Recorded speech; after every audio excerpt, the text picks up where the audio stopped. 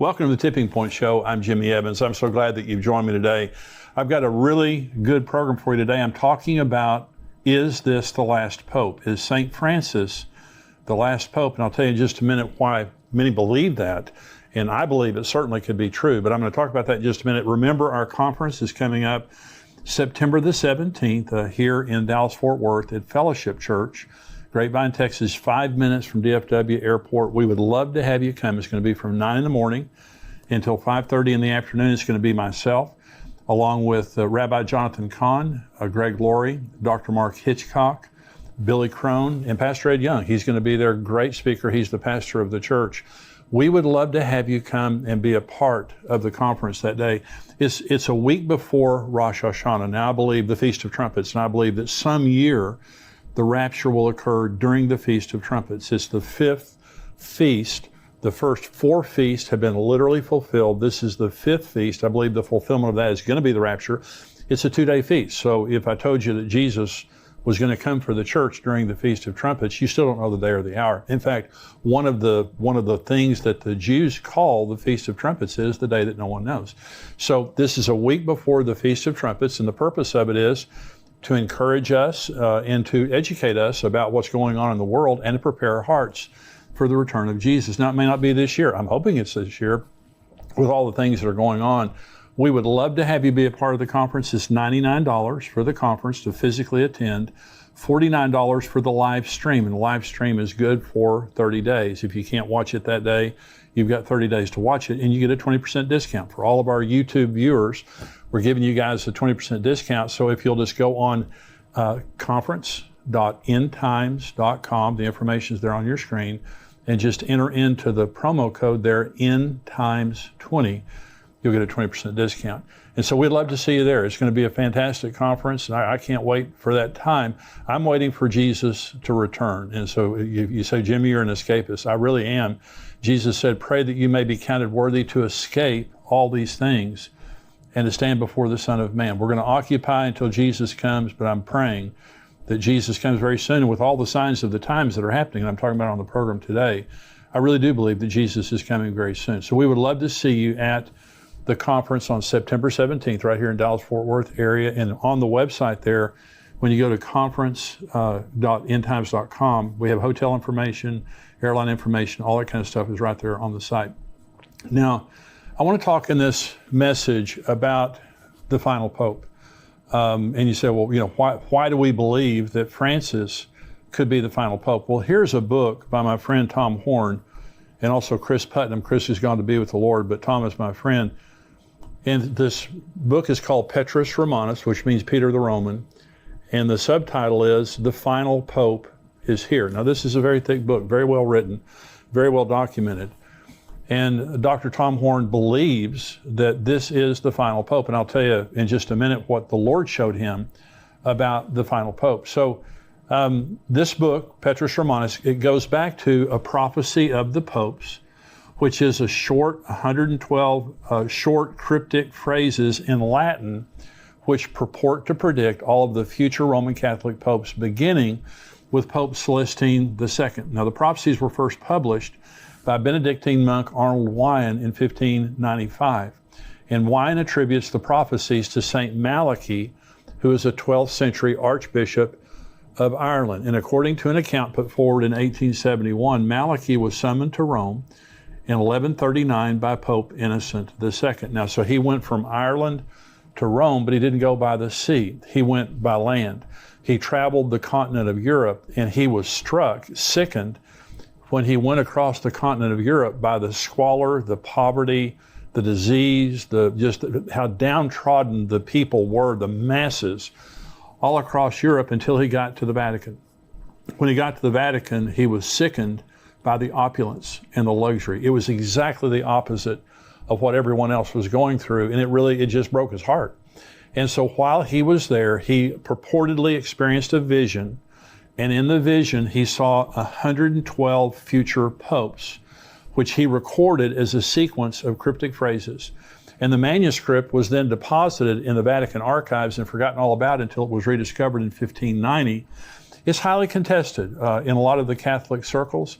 A lot of people believe that it's a forgery. They don't believe it's true. They contest, by the way, that the prophecies of the popes before 1590 are more accurate than those after 1590. What they're saying is, somebody doctored the thing up. They're saying that St. Malachy had these visions, and so they went back and made all this stuff up, and they go forward, and they're not as accurate. And I'll show you in just a minute. And this is documented in this book, Petrus Romanus, what he said about many of the popes that are more current, and this current pope right now. And so if the St. Malachy prophecies are true, the significance is, he said there were going to be 112 future popes. And the number 112th pope was going to be the last pope. And the question is, Pope Francis, currently the pope, what number is he? He's number 112. He has been the 112th pope since St. Malachy gave the prophecies, if in fact his prophecies are correct. And so let me just tell you why I believe that they very well could be correct. Now, the interesting thing about Pope Francis is he's 85 years old and he's not in good health. The latest picture I saw of him was he was in a wheelchair and he was talking about retiring. And Benedict, before Francis, was the first pope in 600 years to step down and to retire. He's still living at Vatican City. We were at the Vatican about 4 years ago, and he was there. He's still living there. And so let's just kind of give you some proof, some reasons that I believe that the prophecy of the popes is true. And the first is, what are the chances out of 112 popes that the final one would occur when all the other end time signs have been happening for 70 years? It's astronomical. In other words, and by the way, if Benedict would not have resigned, he'd still be pope. He's still alive. The popes don't retire. Popes die. They die in office. And so Benedict retired, giving Francis the opportunity to step in and be the 112th pope. So remember, Israel's 74 years old. Okay, and the Pope now is 85 years old. Here's what Jesus said. Learn this parable from the fig tree. When its branch has already become tender and put forth leaves, you know that summer is near. So you also, when you see all these things, know that it is near at the doors. Assuredly, I say to you, this generation will by no means pass away till all these things take place. Heaven and earth will pass away, but my words will by no means pass away. So one of the things that you may have heard me say before, but it's worth repeating, and that is every generation has had signs of the end times. Every generation has, since Jesus. They've had some crazy person you could think was the Antichrist. They've had earthquakes and famines and all those kinds of things like that. We're the only generation that has every sign. We have every sign of the end times, and we're the only generation with Israel. Okay, Israel was destroyed in AD 70. The Romans destroyed the city and the sanctuary, like Jesus said they would in Luke 21. They destroyed the city and the sanctuary, like Daniel said in Daniel chapter 9. And they were scattered to the four corners of the world. Okay, until 1948. Until the most important sign that we have that we're living in the end times is the reestablishment of Israel. But Jesus said the generation that sees these things will see all things fulfilled. What he was saying is the generation that sees the beginning will see the end. And so Psalm 90 says the days of a man's life are 70 years, or if by reason of strength, they're 80 years. We're 74 years in since Israel became a nation. And we have a pope who the St. Malachy prophecies are saying is the final pope, number 112, and he's 85 years old and not in great health. And so if the tribulation started today, and according to St. Malachy's prophecy, the final pope will lead the church, or lead his flock, the Catholics, through the tribulation. He will lead his flock through many tribulations. I'll read you the exact prophecy here in just a minute. And so if the tribulation began today, okay, he would be 92 years old when it ended. So there's a clock ticking really hard on this thing, both the generation that we're living in and also on the final pope. And so we're living in a world where we're seeing all the end time signs coming true. And if they haven't come true, they're about to come true. They're happening right before our eyes. They're unfolding before our eyes. Jesus said there'd be wars and rumors of wars. Look at what's happening in the world right now. Look what's happening in Russia, in Iran, China, and Taiwan. Russia and Ukraine, China and Taiwan, Israel and Iran. There are wars and rumors of wars all over the world. We have the first generation. When I was 10 years old, I came home one day and my mother was washing out pans and storage kind of vessels. and I asked her what she was doing, and she said, we're going to a war with the Russians. And we practiced in our school regularly nuclear drills where we had to get under our desk, like that's going to help, if a nuclear bomb goes off. But we had to get under our desk. Since I was 10 years old, this is the most serious nuclear threat that we've ever faced before. Vladimir Putin is maniacal. There's no doubt about that. And he's threatening, Norway, Sweden, all these countries, all the NATO countries. Us in America, he is threatening us with nuclear weapons on a regular basis. Anytime somebody defies him, this is the most serious nuclear threat in my lifetime. And so we have wars and rumors of wars. Jesus said there would be pestilence. Look at COVID. COVID is still making people sick all over the world, but we're in the third year now, almost the third year of COVID. And so look at all that's happening in the world. Famines. We have a worldwide food shortage right now. Where you have baby formula shortages, the worst crop in China's history. Their winter wheat crop was worse. 71% of the United States wheat crop was affected by drought. Where I'm from in the Texas Panhandle, somebody told me last week that their entire wheat crop is wiped out. That's the breadbasket of America up in the Panhandle of Texas in that area. And so famines, we have a very serious possibility of worldwide famines that are happening because of bad crops all over the world, and the fact that the sanctions are on Russia, and Russia and Ukraine export 1/3 of the world's grain. So we have a very serious thing. Worldwide fear and panic. Jesus said that men's hearts would fail them for fear and the expectation of things that are coming on the world. Mental health issues are epidemic. And suicide is epidemic, especially among young people.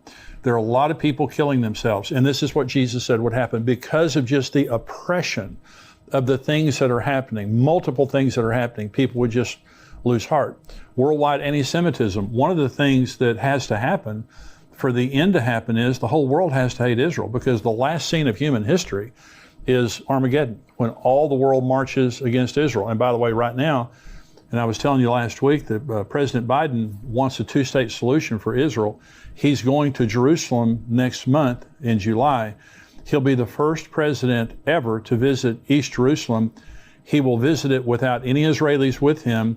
They are bypassing the Israelis and opening an embassy now, a consulate in East Jerusalem.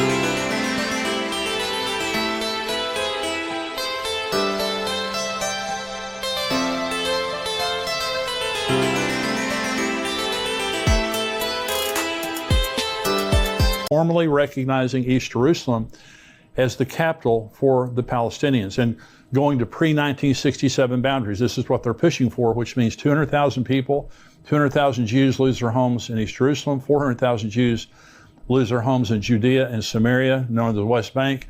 They also lose the Golan Heights. It's not going to happen. And so anti-Semitism is rising all over the world. In Israel, in the United Nations Human Rights Council, the only standing agenda item is Israel. Every single time the Human Rights Council of the United Nations meets, they talk about Israel. And by the way, America called their hand on that just recently, which is a good thing. And so imagine this tiny little nation in the Middle East, the only democracy in the Middle East. They're more like the United States than any other country in the world. This tiny little nation has the world's attention, and the world hates them. They have been censured by the United Nations more than any other country in the world. And so why do they hate them so bad? Because it's the end times. It's a spirit. In Joel chapter 3, God says, I'm going to bring all the nations down to the valley of Jehoshaphat, and I'm going to enter into judgment with you there on account of my people, my heritage Israel, whom you've scattered among the nations, and you're dividing up my land. That's happening right before our eyes. So we have the 112th Pope in office, the last Pope. He's old. He can't live very much longer. He's old. And so we see all these end time signs taking place, the Gog-Magog war of Ezekiel 38 and 39. Look what's happening right now with Russia, Iran, Turkey, Syria. They're all on the northern border of Israel. Israel bombed the airport, the Damascus airport, just a few days ago. They bombed the tower, the runways, and they bombed all the cargo that had come in from Iran. And yesterday, Israel warned Syria that if they don't stop allowing the Iranians to fly weapons in there, they're going to start bombing his palaces. This is a big deal. And so I'm just saying, signs in the sun, moon, and stars, you go through all the things that are happening in the world right now. It's what Jesus said would happen. It's what the Bible said would happen in the end of time. And we just happen to have the 112th Pope in office right now. And so I'm saying that's one reason that I believe that it's true. Now, if he dies or if he retires, well, it's going to put that to bed real quick. If you have a 113th Pope, well, that does away with all the conjecture right there. But for right now, we have number 112 in office. This book, Petrus Romanus, they talk about in the book, they document all the things that different popes that St. Malachy said about different popes. Let me read you just one of these. This is Pope Benedict XV. And from 1914 to 1922, he was the Pope. And St. Malachy said of him, religion depopulated.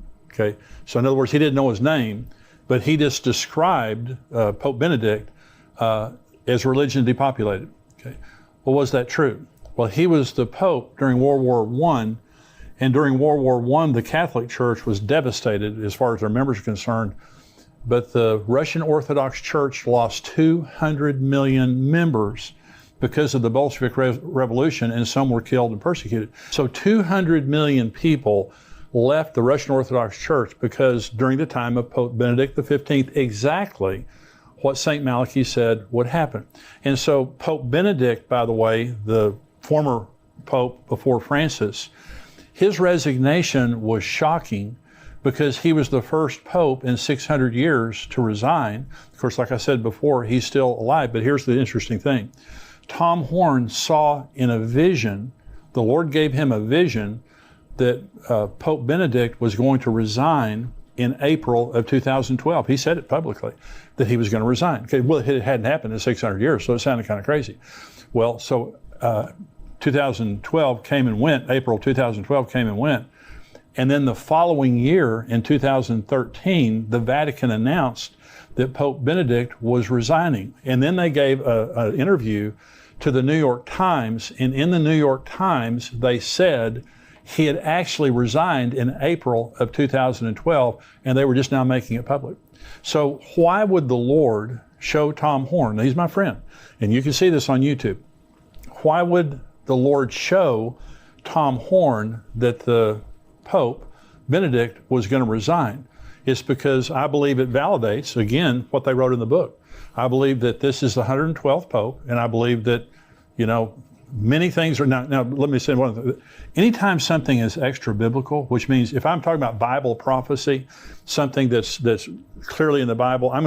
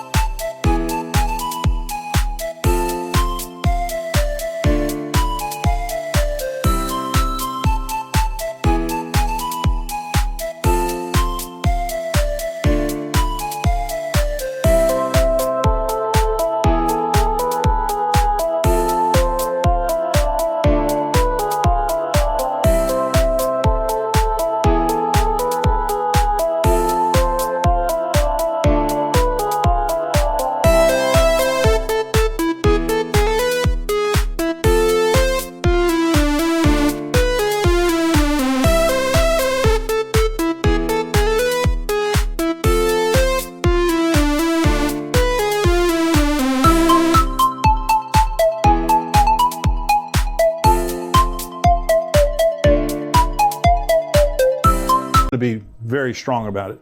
I'm not strong about extra biblical stuff. And so I'm not saying, you have to believe this or else. I'm just saying it's another thing out there that gets me to believe that God is up to something and we're living in the end of the end times. The reference to St. Francis, let me just talk about him specifically. So here's what St. Malachy said about the 112th Pope. And this is right now Francis. This is a quote. "In the final persecution of the Holy Roman Church, there will sit Peter the Roman, who will pasture his sheep in many tribulations. And when these things are finished, the city of 7 hills will be destroyed, and the dreadful judge will judge his people." The end. That's it. Of all of his cryptic phrases for 112 popes, that's what he wrote about Francis, 112th Pope. And so right now, he's saying that this Pope is going to lead his flock through many tribulations. And then the city of 7 hills will be destroyed. That's Rome. Rome is the city of 7 hills. Rome will be destroyed. Okay, and many people believe now that the Pope is the false prophet. Some people believe the Pope is the Antichrist. But they believe now that the Vatican City, Rome, will be a place of judgment when Jesus returns, judging the false prophet, the Antichrist, those kinds of things. So is it true? In other words, is it true that this is the 112th Pope and he's going to be, the false prophet and lead his flock through many tribulations? We'll see. Now, by the way, when it says Peter the Roman, in this Petrus Romanus means Peter the Roman, and St. Malachy used the name Peter the Roman. So is that his name? Well, Pope Francis' real name is Jorge Mario Bergoglio. And so, but why would he be called Peter the Roman? Well, remember, his name as a pope is St. Francis, or Pope Francis. And he gets that from St. Francis of Assisi. And St. Francis of Assisi's real name was Giovanni di Pietro, that's Peter, di Bernardone. That was his real name. He was Italian. He's Roman. His name can literally be translated Peter the Roman. So all these things are interesting. And so do I believe it's true? Based on what I know, I believe it's true. And again, I want to say it's extra biblical, so I'm not being dogmatic about it. But I believe it's very interesting that back in the 13th century, that we had a Archbishop of Ireland who was sickened as he went through Europe and saw the squalor and also the opulence of the Vatican. And if these things are true, the Lord gave him all of these pictures of 112 popes, and he sat and wrote it down with great accuracy in some cases, like I just showed you about the Pope during World War I. And now we have the 112th Pope sitting at the Vatican, old, and we'll see. And I believe, and I've said this before, I don't believe we're living in the end times. I believe we're living at the end of the end times. All these things are coming, to fruition at the same time. And I think it's just another reason to look up, because our redemption is drawing near. It's another reason for us to be careful in the way we're living our lives. Be careful to believe the Bible and to keep your eyes on Jesus and live your life in the right way. There are a lot of people mocking and scoffing and living like, there's nothing's going to happen, and that Bible prophecy isn't true. I believe every word of Bible prophecy is true, and we see all these things taking place like Jesus said they would.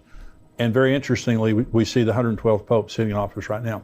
I hope that this has been a blessing to you. Now, those of you who are watching on YouTube, hey, be sure and subscribe to our YouTube channel and like this so that everything we have coming out, you'll be able to see it as it comes out.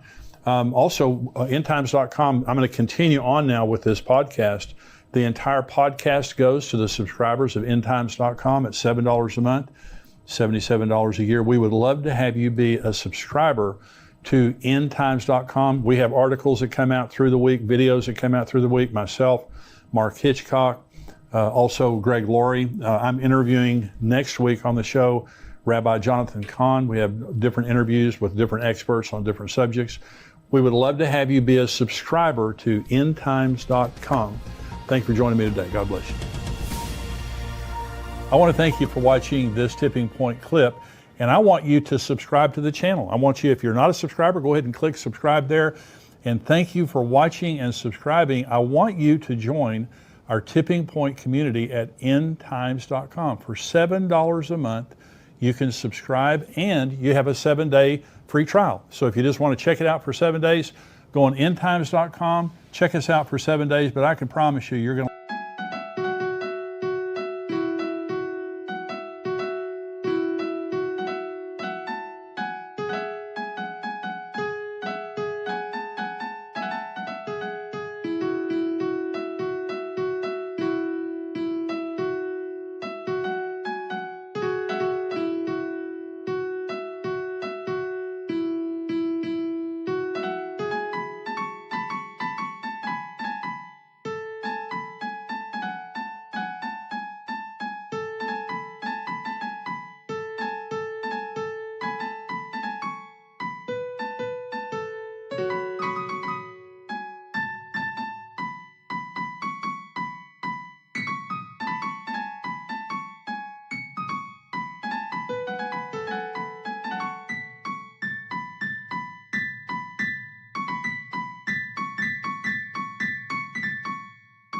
love the content.